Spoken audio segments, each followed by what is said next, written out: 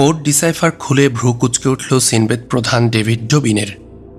কোডবুকটা ভালো করে নেড়েচেড়ে দেখল পাতাগুলো কেমন আলগা আলগা, প্রতিটি পাতায় চাপ দিয়ে ফ্ল্যাট করার লক্ষণ স্পষ্ট। ডবিন বিস্ময়ের সাথে লক্ষ্য করল চাপের ফলে মাঝখানের কয়েকটা পাতার পেস্টিং আটা পর্যন্ত আলগা হয়ে গেছে। স্পষ্টই বোঝা যায় বইটি জোর করে মেলে রাখতে গিয়ে এমনটা ঘটেছে। কপালটাও কুঞ্চিত হলো ডবিনের। পাশ থেকে আরও একটি বই টেনে নিল ডবিন, বহুল পঠিত বই, কিন্তু পাতাগুলো অসম হয়নি। বিস্ময়টা ধীরে ধীরে সন্দেহের এক কুয়াশায় রূপ নিল। ডবিন ভূগর্ভস্থ সিকিউরিটি রুম থেকে তাড়াতাড়ি বেরিয়ে নিজের কক্ষে চলে এলো। বিশাল টেবিলের পাশে বিশাল চেয়ারটায় বসে ডবিন ইন্টারকমে সহকারী আইজ্যাককে বলল, তুমি একটু এসো এখানে। 1 মিনিটের মধ্যেই আইজ্যাক এসে প্রবেশ করল ডবিনের রুমে। আইজ্যাককে বসার জন্য ইঙ্গিত করে ডবিন বলল, এই কোড ডিসাইফারটা কে নিয়েছিল? স্মার্থা, দেশরক্ষা সচিব ইরহান সালট্রকের মেয়ে। ও মনে পড়েছে, কয়দিন রেখেছিল বইটা? 7 দিন। স্মার্থা মেয়েটা তো ভালো বলে চোখ বুঝল ডবিন। মুহূর্ত কয় পরে চোখ খুলল। ডিসাইফার আইজ্যাকের হাতে দিয়ে বলল, ডিসাইফারের পাতায় যে ফিঙ্গারপ্রিন্টগুলো আছে তা নিয়ে আসো এক্ষুনি। বইটি নিয়ে আচ্ছা বলে আইজ্যাক বেরিয়ে গেল। মিনিট 15 পরে আইজ্যাক ডবিনের ঘরে ফিরে এলো ফিঙ্গারপ্রিন্ট নিয়ে। ঘরে প্রবেশ করতে ডবিন বলল, কি পেলে আইজ্যাক? স্যার, ডসিয়ারের সবগুলো ফিঙ্গারপ্রিন্ট পরিচিত, শুধু একটি ছাড়া। অপরিচিত ফিঙ্গারপ্রিন্ট কত জায়গায় পেয়েছ? যতগুলো পাতা দেখেছি সবগুলোতেই আছে। আর কি? ডবিনের চোখে নতুন কৌতূহল। কয়েকটা পাতার আমি রে এক্সামিনেও করেছি। করেছ? কি পেয়েছ তাতে? চেয়ারে সোজা হয়ে বসল ডবিন, তার ধারালো চোখ আইজ্যাকের চোখে।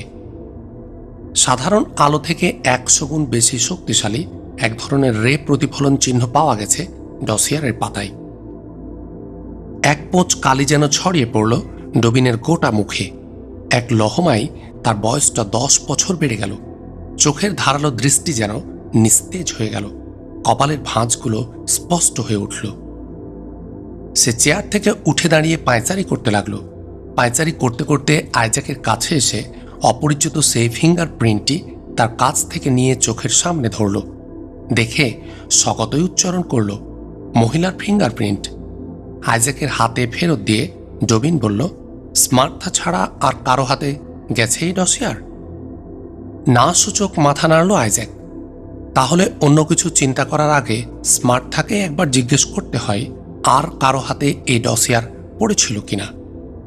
একটু থামল ডবিন, তারপর বলল, আইজ্যাক, যাও ড্রাইভারকে গাড়িতে উঠতে বলো, আমি দেশরক্ষা সচিবের বাসায় যাব। টেলিফোনে ওর কাছ থেকে অনুমতি নিচ্ছি। আইজ্যাক বেরিয়ে গেল। ডবিন লাল টেলিফোনের রিসিভারটা তুলে নিল হাতে। কোড ডিসাইফারটা এমিলিয়ার হাতেও গেছে এ কথা জেনে নিয়ে ডবিন ছুটল এমিলিয়ার বাড়িতে। ডেভিড বেনগুরিয়ানের ছেলে ডেভিড সালেম সোলোমান যুদ্ধে একটা পা ক্ষতিগ্রস্ত হয়, সেনাবাহিনী থেকে রিটায়ার করেছেন অনেক আগে। ডাকসাইটে একজন অফিসার ছিলেন তিনি সেনাবাহিনীর। এখন একজন শিল্পপতি ব্যবসায়ী হিসাবে সকলের সম্মানের পাত্র তিনি। তাছাড়া ডেভিড বেনগুরিয়ানের ছেলে হিসেবেও তার একটা বিশেষ মর্যাদা আছে সবার কাছে। ডবিন সেনাবাহিনীতে ডেভিড সালেমের অনেক জুনিয়র ছিল। সালেমের ড্রয়িং রুমে বসে তার অপেক্ষা করছিল ডবিন।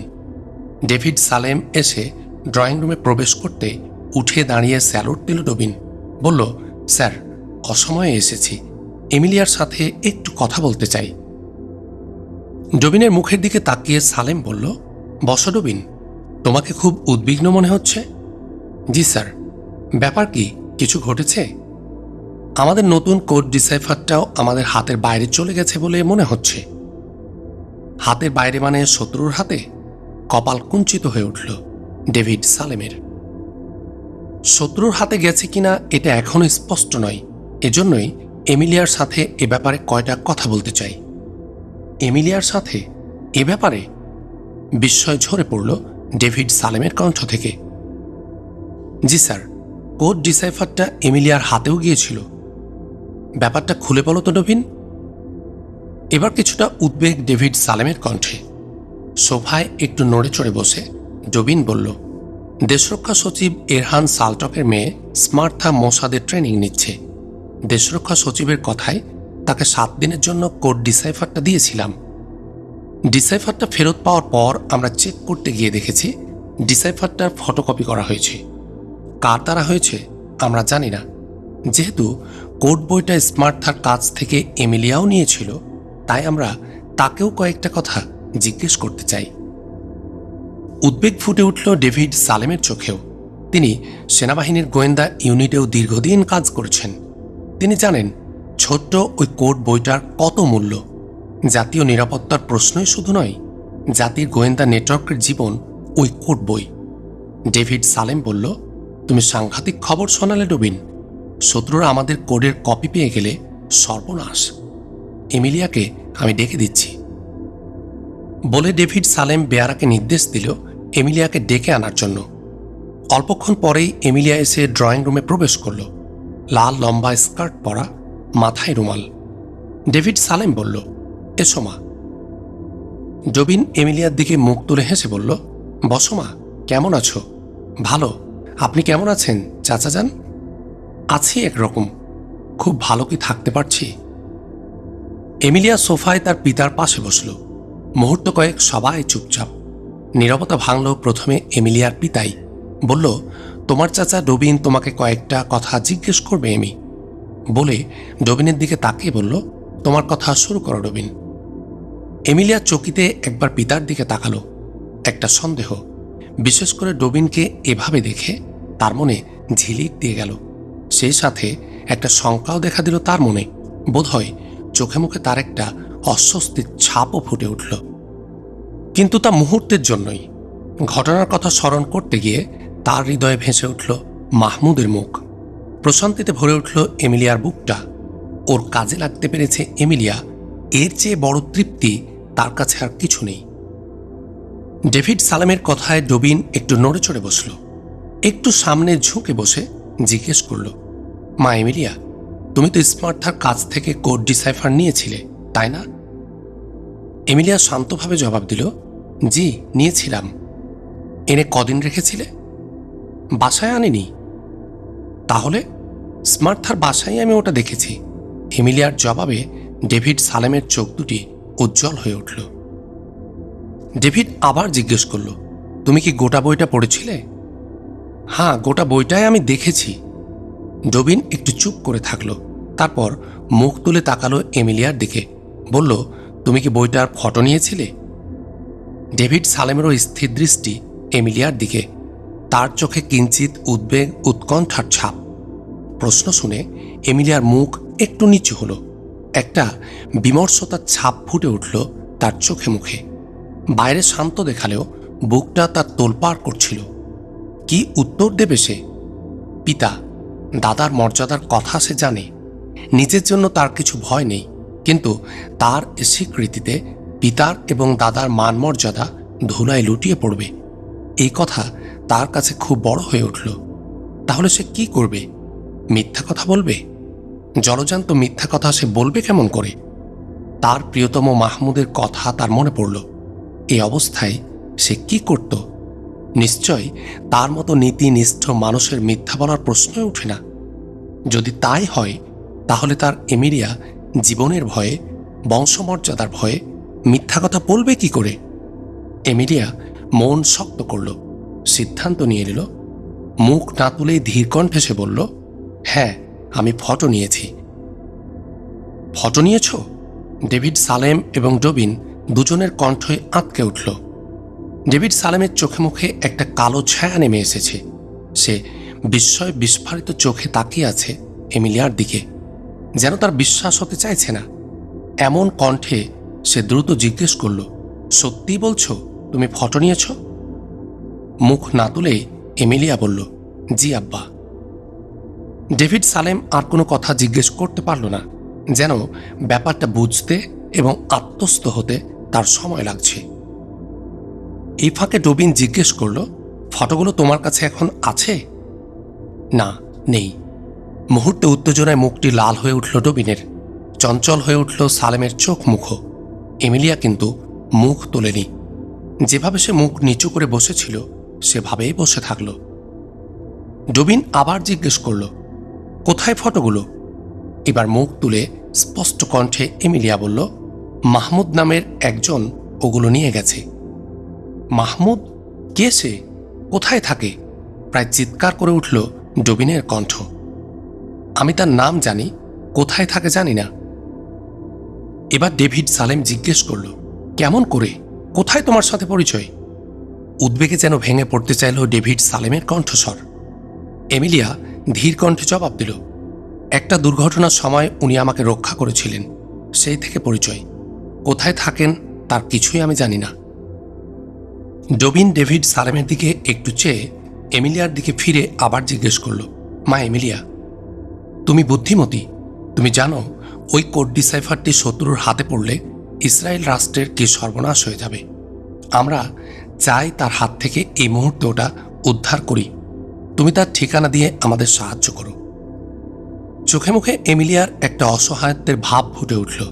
বলল, চাচা যান, আমি মিথ্যে কথা বলি না, বলছি আমি তার ঠিকানা জানি না। ভাবছিল ডবিন মুখ নিচু করে। কিছু পর মাথা তুলে বলল, তার সাথে যোগাযোগ হতো কোথায় সেটা বলো। তার সাথে কোনো যোগাযোগ আমি কখনো করিনি, স্পষ্ট কণ্ঠে জবাব দিল এমিলিয়া। মাথা নিচু করে ভাবছিল ডবিন। কিছুক্ষণ পরে মুখ তুলে ডেভিড সালেমের দিকে চেয়ে বলল, স্যার, আপনার সাথে একা কথা বলতে চাই। ডেভিড সালেমের গোটা মুখমণ্ডলটা বিধ্বস্ত, বিমূঢ় ও অসহায় ভাব সেখানে। সে এমিলিয়াকে বলল, মা, তুমি একটু ভিতরে যাও। এমিলিয়া চলে গেলে ডবিন বলল, বলুন স্যার, এখন কি করণীয়? আমিও ভাবছি ডবিন, কেমন করে এ সর্বনাশ হলো বুঝতে পারছি না। আমার মনে হয় স্যার, এমিলিয়া শত্রুপক্ষের গোয়েন্দা নেটওয়ার্কের জালে জড়িয়ে পড়েছে। চমকে উঠল ডেভিড সালেম। বলল, তুমি কি এরকমটাই মনে করছো? আমার কাছে এখনো কিছু স্পষ্ট নয় স্যার। ডবিন একটু থামল, একটু দ্বিধা করল, তারপর বলল, পরিস্থিতি যতদূর গড়িয়েছে তাতে এমিলিয়াকে একবার আমাদের অফিসে যাওয়া দরকার। সকলে যাতে মুতমাইন হতে পারে, এজন্য সকলের সামনেই তার জিজ্ঞাসাবাদ হওয়া উচিত। মনে মনে কেঁপে উঠল ডেভিড সালেম। তার অতি আদরের একমাত্র কন্যাকে যেতে হবে সিনবেথ অফিসে। এ যাওয়ার অর্থ সে বুঝে। বুকটা তার মোচড় দিয়ে উঠল, কিন্তু সেই সাথে মনে পড়ল রাষ্ট্রের কথা, ইসরায়েলি জনগণের কথা, ইহুদি স্বার্থের কথা। আরও মনে হলো, অন্যের ক্ষেত্রে হলে এ পরিস্থিতিতে সে কি করত। বড় অসহায় বোধ করল ডেভিড সালেম। পিতৃমন তার কোনো যুক্তি মানতে চায় না, কিন্তু তার পিতৃস্নেহের কি মূল্য? কে এর মূল্য দিবে? সে কি ডবিনকে বাধা দিতে পারবে? তার পিতৃত্বের অধিকার দিয়ে রাষ্ট্রের অধিকারকে সে কেমন করে ঠেকিয়ে রাখবে? ডেভিড সালেম ডবিনের দিকে চেয়ে ধীরে ধীরে বলল, এখনই নিয়ে যেতে চাও? ডবিন ডেভিড সালেমের এই অবস্থার সামনে খুবই বিব্রত বোধ করছিল। বলল, তার আগে স্যার, আপনারা এমিলিয়াকে একটু বুঝিয়ে দেখুন। মাহমুদের ঠিকানা জানালে ব্যাপারটা সহজ হয়ে যায়। আবার কেঁপে উঠল ডেভিড সালেমের মন। ডবিনরা এই কঠিন পয়েন্টটি ধরবে সে জানে। বলল, ঠিক আছে ডবিন, তুমি আরেকটু বসো। বলে ডেভিড সালেম ভেতরে চলে গেল। সালেম চলে গেলে ডবিন টেলিফোন ধরল অফিসে। টেলিফোনের ওপার থেকে আইজ্যাক কথা বলে উঠল। ডবিন বলল, আইজ্যাক, খবর খারাপ। পাখি আমাদের হাতছাড়া বলে মনে হচ্ছে। ঘটনার মূল এখন এমিলিয়া, তাকে নিয়ে আসছি। বিস্মিত আইজ্যাক ওপার থেকে কিছু বলতে চাইল। ডবিন তাকে বাধা দিয়ে বলল, এখন আর কোনো কথা নয়, আসি তারপর। ডবিন মাথা নিচু করে দাঁড়িয়েছিল গাড়ির পাশে। এমিলিয়া শান্ত ও স্বাভাবিকভাবে হেঁটে গিয়ে গাড়িতে উঠল। তার ইচ্ছা হচ্ছিল পিছন ফিরে একবার মাকে দেখে, কিন্তু সাহস পাচ্ছিল না। মায়ের মুখ সে সহ্য করতে পারবে না। হয়তো সে ভেঙে পড়বে শেষ মুহূর্তে, আর লোকে বলবে আমি ভয়ে কাঁদছি। তার মনে পড়ল পিতামাতার কান্না জড়িত অনুরোধের কথা। আমি যেন মাহমুদের ঠিকানা বলে দিয়ে নিজেকে রক্ষা করি, পিতামাতার মুখ রক্ষা করি। কিন্তু এই অনুরোধ এমিলিয়া রাখবে কি করে? সে তো আসলেই মাহমুদের ঠিকানা জানে না। এখানেই সবচেয়ে বেশি কষ্ট লাগছে এমিলিয়ার। পিতামাতা নিশ্চয় মনে করছেন আমি সব জানি, কিন্তু বলছি না। কিন্তু কেমন করে সে তাদের বুঝাবে যে তাদের এমিলিয়া তাদের সাথে মিথ্যা কথা বলেনি? ডবিনের গাড়ি এমিলিয়াকে নিয়ে চলে গেল। এমিলিয়ার মা আইরিনা টলতে টলতে বাড়ির ভেতরে প্রবেশ করল, চলে গেল শোবার ঘরে। ওখানে এমিলিয়ার পিতা ডেভিড সালেম চেয়ারে বসে গালে হাত দিয়ে বাইরে তাকিয়েছিল। কাঁচের জানালা দিয়ে তার দুটি চোখ কোথায় হারিয়ে গিয়েছিল কে জানে। আইরিনা তার গায়ে হুমড়ি খেয়ে পড়ে ডুকরে কেঁদে উঠল। তুমি কোনো কিছু বললে না? কেন যেতে দিলে আমার এমিলিয়াকে? কেন? ডেভিড সালেম কিছুই বলল না। যেমন বসেছিল তেমনই বসে রইল, ঠিক বোবা মানুষের মতো। আইরিনা ডেভিড সালেমের গা থেকে গড়িয়ে পড়ে গেল মেঝেতে। ডেভিড সালেম উঠে আইরিনাকে তুলে বলল, ধৈর্য ধরো আইরিনা। ইহুদিরা আমরা ইসরায়েলের স্বার্থকে সবার উপর স্থান দিয়েছি। মানি না কথা। মানতে হবে আইরিনা। ব্যক্তির জন্য দেশের স্বার্থ বিকিয়ে দেব কেমন করে? দেশের স্বার্থ বিকিয়ে দেবার প্রশ্ন কেন? আমার এমিলিয়া নির্দোষ। তুমি বললেই তো সবাই কথা বলবে না আইরিনা? আমার এমিলিয়া যা জানে সত্য সত্যই সব বলেছে। সত্য বলেই তো আরো জড়িয়ে পড়েছে। আইরিনা আবার ফুঁপিয়ে কেঁদে উঠল। না, আমি এসব কিছু বুঝি না। প্রধানমন্ত্রী তোমার পিতার লোক, তাকে তুমি বলো আমার এমিলিয়াকে ফিরিয়ে আনো। ডেভিড সালেম আইরিনাকে সান্ত্বনা দিয়ে বলল, আমাকে এ অনুরোধ করো না, আমি এ কথা তাকে বলতে পারবো না। এক ঝটকায় উঠে দাঁড়ালো আইরিনা, চিৎকার করে বলল, তুমি এত নিষ্ঠুর? তুমি পিতারা, তুমি কি জানো না সিনবেত কোন নরপশুদের আড্ডা? বলে কান্না চাপতে চাপতে ঘর থেকে ছুটে বেরিয়ে গেল আইরিনা। চেয়ারে ফিরে এলো সালেম। আইরিনার শেষ কথাগুলো প্রতিধ্বনিত হচ্ছিল তার অন্তরে। তুমি পিতারা, তুমি জানো না সিনবেত কোন নরপশুদের আড্ডাখানা? অন্তরটা তারও হাহাকার করে উঠল। এমিলিয়ার অসহায় মুখটি ভেসে উঠল তার চোখে। দুচোখ ফেটে তার নেমে এলো অশ্রু। মাথাটা নুয়ে পড়ল টেবিলে। অবরুদ্ধ কান্নার বাঁধ ভাঙা উচ্ছ্বাসে কেঁপে উঠতে লাগল তার শরীর। ইসরায়েলের অভ্যন্তরীণ নিরাপত্তা সার্ভিস সিনবেত এর নির্যাতন সেল। অন্ধকূপের মতো সেলটি 2 হাতের বেশি প্রশস্ত নয়, পাথুরে দেয়াল। একটি মাত্র লোহার দরজা বাইরে থেকে বন্ধ, কোনো জানালা নেই। বহু উঁচুতে দেয়ালের ঘুলঘুলি দিয়ে একখণ্ড আলো এসে বিপরীত দিকের দেয়ালে পড়েছে। সেলের ঘুটঘুটে অন্ধকারের বুকে ওই গোলাকার আলোকখণ্ডকে মনে হচ্ছে যেন কারো দৈত্যাকার রক্তচক্ষু। জ্ঞান ফিরে পেয়েছে এমিলিয়া অনেকক্ষণ। সারা গায়ে অসহ্য বেদনা। হাত ও পায়ের আঙ্গুল তীব্র যন্ত্রণায় খসে যাচ্ছে যেন। হাত ও পায়ের আঙ্গুলে সূঁচ ফুটানোর দুঃসহ স্মৃতি তার সামনে এলো। শিউরে উঠল সে। কি সে বর্বরতা! কিন্তু সব বেদনা, সব যন্ত্রণা ছাপিয়ে উঠেছে তার তৃষ্ণা। গলা শুকিয়ে কাঠ হয়ে গেছে। তৃষ্ণায় ফেটে যাচ্ছে বুক, যেন এক সাগর পানি হলেও এ তৃষ্ণা মিটবে না। দিন কি রাত বোঝা যাচ্ছে না। কোথা থেকে যেন একটা খটখট শব্দ কানে এলো। ভারী বুট পায়ে কে যেন হেঁটে যাচ্ছে। তৃষ্ণা অসহ্য হয়ে উঠল তার। যন্ত্রণায় কোঁকিয়ে উঠল সে। তার মুখ ফুটে চিৎকার বেরোল, পানি, পানি, পানি। এ সময় খট করে খুলে গেল সেলের লৌহ দরজা।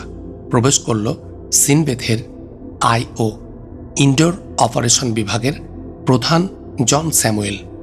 তার সাথে আরেকজন লোক, নাম সলোমন।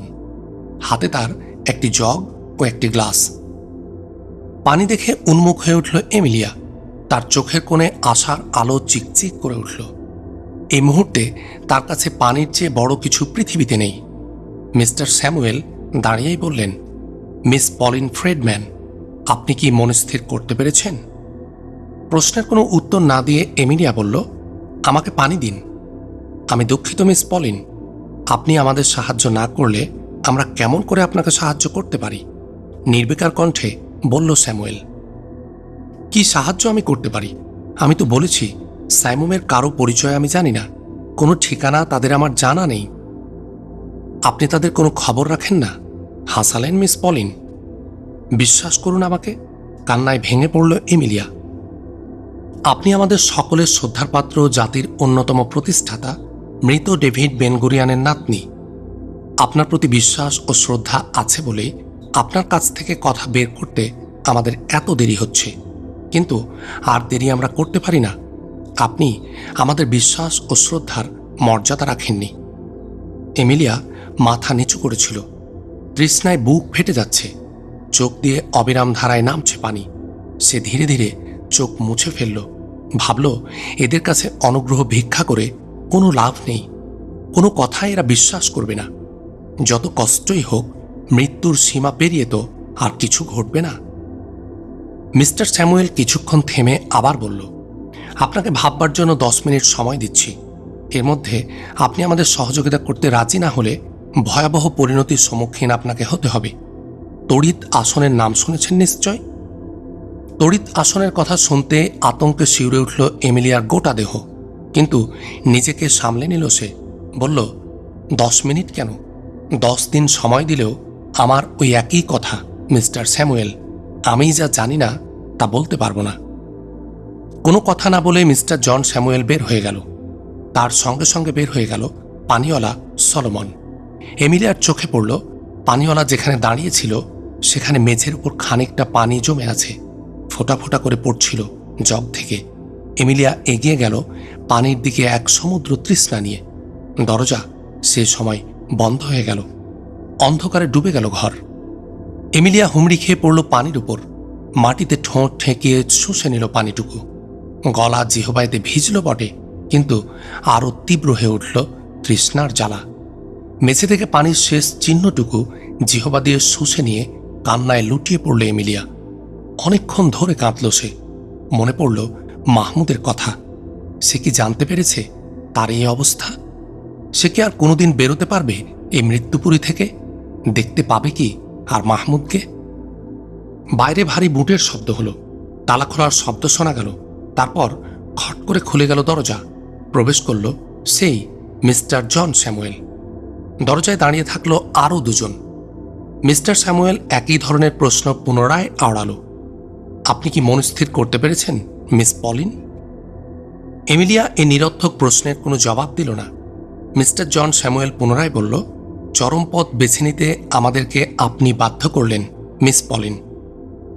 যে পথই আপনারা গ্রহণ করুন, যা জানা নেই তা আপনারা বের করতে পারবেন না, বলল এমিলিয়া। এরকম কথা আমরা বহু শুনেছি বহু জনের কাছে, কিন্তু শেষে বলতে তারা বাধ্য হয়েছে। বলে একটু থেমে দরজায় দাঁড়ানো দুজনকে বলল, একে নিয়ে চলো অপারেশন রুমে। বলে সে ঘর থেকে বের হয়ে গেল। লোক দুটি ঘরে ঢুকতে এমিলিয়া অতি কষ্টে স্বেচ্ছায় উঠে দাঁড়ালো। দরজার সামনে রাখা স্ট্রেচারে শুয়ে পড়ল সে। লোক দুজন ধরাধরি করে নিয়ে চলল স্ট্রেচার। বাইরের খোলা বাতাস বুক ভরে গ্রহণ করল এমিলিয়া। কোথায় তাকে নিয়ে যাওয়া হচ্ছে তা সে জানে। এক মহা আতঙ্ক এসে তার বুকে চেপে বসতে চাইছে। মনকে হালকা করতে চাইল সে। তাকে লম্বা বারান্দা দিয়ে নিয়ে যাওয়া হচ্ছে। বারান্দার পাশ দিয়ে এক ফালি নীল আকাশ দেখা যাচ্ছে। নীল আকাশের বুকে একখণ্ড সাদা মেঘ কোনো অজানার পথে পাড়ি জমিয়েছে। বেদনায় মোচড় দিয়ে উঠল এমিলিয়ার বুক। হায় রে, মুক্ত জীবন! হঠাৎ নীল আকাশ কোথায় হারিয়ে গেল। তাকে প্রবেশ করানো হলো একটি ঘরে। সে ঘর থেকে আর একটি ঘর। এ ঘর থেকে একটি সংকীর্ণ সিঁড়ি নেমে গেছে ভূগর্ভে। ভূগর্ভের সিঁড়ি দিয়ে এমিলিয়াকে নিয়ে পৌঁছানো হলো একটি প্রশস্ত কক্ষে। সেখানে আগে থেকে উপস্থিত ছিল মিস্টার জন স্যামুয়েল এবং আরও দুজন লোক। স্ট্রেচার সমেত এমিলিয়াকে রেখে বাহকরা ঘর থেকে বের হয়ে গেল। পরিষ্কার পরিচ্ছন্ন ঘরটি। আসবাব বাহুল্য নেই। চারিদিকে পাথরের দেয়াল। উত্তর দিকের দেয়ালে লোহার গরাদে একটি স্থান, মনে হলো জানালা। ঘরের ঠিক মাঝখানে কয়েক ইঞ্চি উঁচু একটি বেদির উপর লম্বা ও সুদৃঢ় একটি কাঠের পাটাতন। পাটাতনের দুপাশ থেকে দুটি করে চামড়ার মোটা বেল্ট বের হয়ে এসেছে। পাটাতনের উপর পড়ে আছে একটি ইলেকট্রিক ম্যাগনেটো। জলজল করছে তার উপর সাদা দুটি বোতাম। পাশেই সুইচ বোর্ড। ওদিকে একবার চেয়ে বুঝতে পারল সেটা কি। এমিলিয়ার প্রতিটি স্নায়ুতন্ত্রী, প্রতিটি রক্তকণিকায় যন্ত্রণায় উচ্ছ্বাস বয়ে গেল। সে মন শক্ত করতে চেষ্টা করল। মৃত্যুর পরপারে তো আর এ যন্ত্রণা পৌঁছাবে না। এ সময় মিস্টার স্যামুয়েল এমিলিয়ার দিকে চেয়ে বলল, সময় আছে এখনো মিস পলিন। আপনি সচেতন, আপনি শিক্ষিতা। আপনার সামনে রয়েছে যন্ত্রণাদায়ক কষ্টের মধ্য দিয়ে তিলে তিলে মৃত্যু, আর ক্ষমা ও সুখ স্বাচ্ছন্দ্যপূর্ণ জীবন। আপনি কোনটি করবেন? আপনিই ভেবে দেখুন। এমিলিয়া মিস্টার স্যামুয়েলের দিকে চেয়ে স্পষ্ট কণ্ঠে বলল, সাইমুমের লোকজনদের পরিচয় ঠিকানা জানলেও আমি বলতাম কিনা জানি না, তবে আমি আগেও বলেছি, আবার বলছি, তাদের কারো পরিচয় ঠিকানা আমি জানি না। সাপের মতো ঠান্ডা এক হাসি টেনে নিরুত্তাপ স্বরে বলল মিস্টার স্যামুয়েল, আমি তা জানি মিস পলিন। আমাদের আগেই বোঝা উচিত ছিল আজকাল মেয়ে স্পাইরাই সবচেয়ে কঠিন হয়ে থাকে। গত দুদিনের অভিজ্ঞতায় আপনাকে দিয়ে এ বোধটা আমাদের মনে নতুন করে জাগল। বলে সে উঠে দাঁড়ালো। উঠে গরাদ ঢাকা সেই স্থানটিতে গিয়ে দাঁড়ালো। একটি ছোট্ট হাতল ঘুরিয়ে গরাদ খুলে ফেলল। উন্মুক্ত হলো একটি জানালা পথ। সে এমিলিয়ার দিকে চেয়ে বলল, আসুন মিস পলিন, দেখুন। যন্ত্রচালিতের মতো উঠে গিয়ে স্যামুয়েলের পাশে দাঁড়ালো এমিলিয়া। স্যামুয়েল জানালার পাশে একটা বোতামে চাপ দিল। অমনি জানালার বাইরের অন্ধকার সরে গেল। জানালার পাশ দিয়ে চলে যাওয়া সুগভীর পয়ঃপ্রণালী স্পষ্ট হয়ে উঠল। পয়ঃপ্রণালীর দুপাশ দিয়ে প্রশস্ত করিডোর। মিস্টার স্যামুয়েল সামনের করিডোরের দিকে ইঙ্গিত করে বলল, চেয়ে দেখুন। এমিলিয়া তার ইঙ্গিত অনুসরণ করে চেয়ে দেখল নরমুণ্ডের বিরাট স্তূপ। স্যামুয়েল বলল, আমরা এই কক্ষে সহজে কাউকে আনি না। কেউ আসলে সে আর ফিরে যায় না। ওই নরমুণ্ডের স্তূপই তার প্রমাণ। তড়িৎ আসন ব্যর্থ হলে ওই নরমুণ্ডের মিছিলে তার স্থান। এমন দৃশ্যের সম্মুখীন হলে আগে সে হয়তো ভয়ে ভিমড়ি খেয়ে যেত, কিন্তু আজ তার সে অবস্থা নেই। অনুভূতি তার যেন ভোঁতা হয়ে গেছে। কোনো উত্তর দিল না সে মিস্টার স্যামুয়েলের কথার। মিস্টার স্যামুয়েল জানালা বন্ধ করে দিল।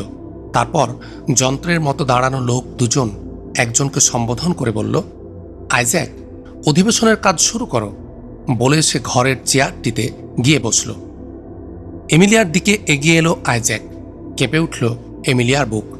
আইজ্যাকের ইঙ্গিতে যন্ত্রচালিতের মতো শুয়ে পড়ল এমিলিয়া পাটাতনের উপর। থরথর করে কাঁপছে গোটা শরীর। গলা জিহবা শুকিয়ে কাঠ হয়ে গেছে। প্রকট হয়ে উঠল বুক ফাটা তৃষ্ণা। এমিলিয়া স্থির করেছিল কোনো অনুরোধ কাউকে করবে না সে, কিন্তু পারল না। মুখ থেকে আপনিই বেরিয়ে গেল, পানি, পানি দাও। দুপাশ থেকে চামড়ার বেল্ট শক্ত করে বেঁধে ফেলেছিল এমিলিয়াকে। শরীরটা পাটাতনের সাথে এক হয়ে গেছে। নড়বার শক্তি ছিল না এতটুকুও। চেয়ারে বসে কথা ছুঁড়ে মারল স্যামুয়েল, সাহায্য করতে পারলাম না বলে দুঃখিত মিস পলিন। এমিলিয়ার দুচোখ থেকে কানের দুপাশ দিয়ে নেমে এলো অশ্রুর দুটি ধারা। তার শুকনো জিহবা আর শুকনো ঠোঁট থেকে অস্ফুটে বেরো, আল্লাহ, তুমি সর্বশক্তিমান, সবার উপর ক্ষমতাশালী তুমি। এমিলিয়ার মুখে গুজে দেওয়া হলো বড় একটি কাপড়। তার কিছু অংশ পোটলা হয়ে মুখের ভিতরে থাকলো, কিছু অংশ থাকলো বাইরে। সকল প্রস্তুতি শেষ করে ইলেকট্রিক ম্যাগনেটোর সাথে কানেকশন নেওয়া হলো সুইচ বোর্ডের। অন করলো সুইচ। আইজ্যাক ছোট্ট করে চাপ দিল ম্যাগনেটোর একটি বোতামে। গোটা দেহ হঠাৎ খিঁচুনি দিয়ে উঠল এমিলিয়ার। অস্ফুট গঙ্গানি বেরোলো মুখ থেকে। চোখ দুটি তার বিস্ফোরিত হলো। বোতাম থেকে হাত উঠিয়ে নিল আইজ্যাক। দেহের খিঁচুনি থেমে গেল, কিন্তু গঙ্গানি থামল না। হাঁপাচ্ছে এমিলিয়া। তার ঠোঁট কাঁপছে, চোখের পাতা কাঁপছে, থরথর করে কাঁপছে তার গোটা দেহ। এবার বোতামে চাপ দিল আইজ্যাক। আবার শুরু হলো সেই খিঁচুনি। ফুলে ফুলে উঠছে গোটা শরীর।